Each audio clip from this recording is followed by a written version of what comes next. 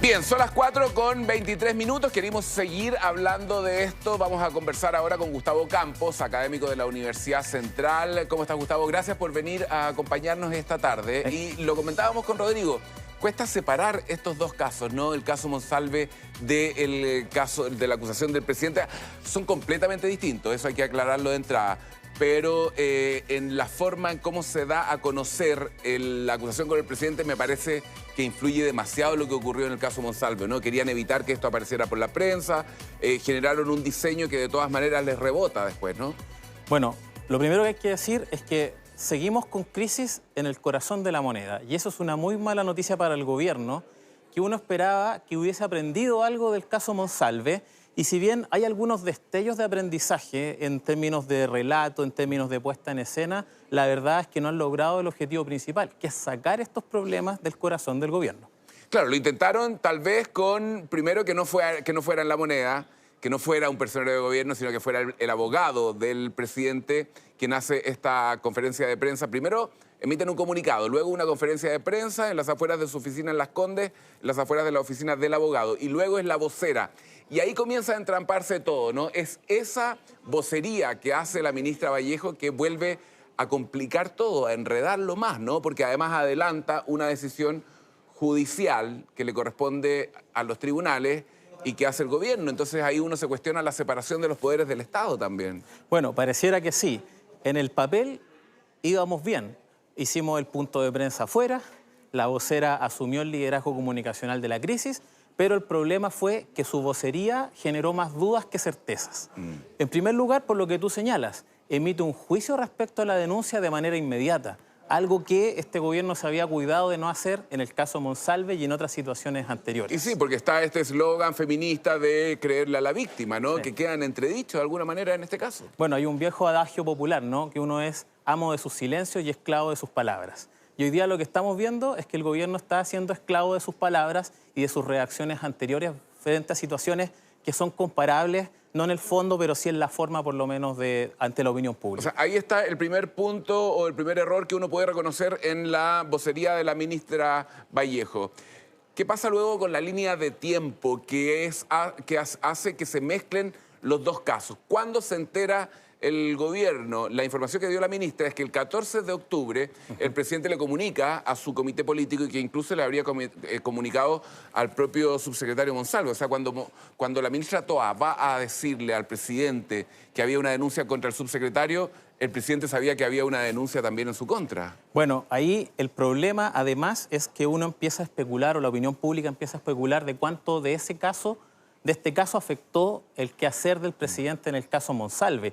Todos estamos recordando tal vez esa conferencia de prensa de 50 minutos en Lampa, donde probablemente el presidente ya estaba con la presión de este caso que acabamos de conocer. Y lo segundo... De hecho, perdona, Gustavo, el presidente dice en algún minuto, una denuncia no implica responsabilidad o no implica ser autor. No, sí. No por una sola denuncia una persona se convierte en culpable. Lo cual es coexistente con el Estado de Derecho en cualquier democracia moderna. Claro. El problema aquí es que el mismo gobierno en sus consignas había establecido que la denuncia ya tenía un carácter, digamos, relevante, casi de culpabilidad del acusado. Con el famoso criterio Toa, ¿no? Así es. Y eso hoy día los hace esclavos de sus palabras y en el fondo los enfrenta a esta idea que ellos mismos instalaron. ¿Qué otro punto de la vocería de la ministra complicó la situación del gobierno? Bueno, un punto muy complicado que ya sabemos que abrir una investigación tiene que ver con cómo accedieron a los antecedentes de la causa, porque por la naturaleza de esta es secreta, digamos, se mantiene en reserva, no hay formalización todavía y por ende aparece ante los ojos de la opinión pública un privilegio el poder acceder a antecedentes de un caso que debiese mantenerse resguardado por las instancias respectivas. O sea, lo que dice la ministra es que periódicamente los abogados están haciendo pesquisas. Pesquisas. ¿Qué? ¿Pesquisas de qué? ¿De denuncias que hay contra el presidente, contra altas autoridades? Ahora, ¿se revisan los roles de las causas en tribunales? ¿Hay alguna alerta que salta? ¿Cómo se hace? Es natural que los equipos de confianza de las autoridades o de las personas públicamente expuestas estén monitoreando la actividad porque todas las personas, sobre todo en cargos políticos, estamos expuestas a recibir demandas, denuncias, etcétera. Lo particular Sí, acá... lo dijo también la ministra, Claro. que hay muchas de estas acusaciones que son falsas o que terminan en nada. Yo no esperaría que el presidente de la República, por la institución que representa, tenga un resguardo jurídico adecuado. El problema acá es que a esta causa en particular, por las características que tiene, no debió haber tenido acceso. Entonces, la palabra pesquisa es poco feliz y dar cuenta de que se tuvo acceso a información que debiese estar resguardada da la sensación de un privilegio, de algo que no corresponde y agranda el problema en vez de acotarlo. Quiero que hablemos respecto de cómo ves tú la situación del gobierno, cómo rearmarse, cómo continuar adelante con todas estas acusaciones. No salen de una crisis y ya tienen que enfrentar otra. Tengo que hacer una pausa. Estamos conversando con Gustavo Campos, académico de la Universidad Central. Nos acompaña aquí en La Tarde en Vivo. Hacemos una pausa, nos separamos un par de minutos y ya volvemos.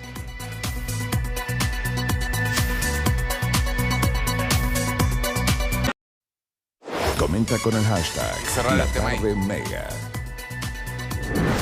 Bien, seguimos avanzando, estamos de vuelta, estamos haciendo La Tarde en Vivo por Mega Noticias ahora, son las 4:33.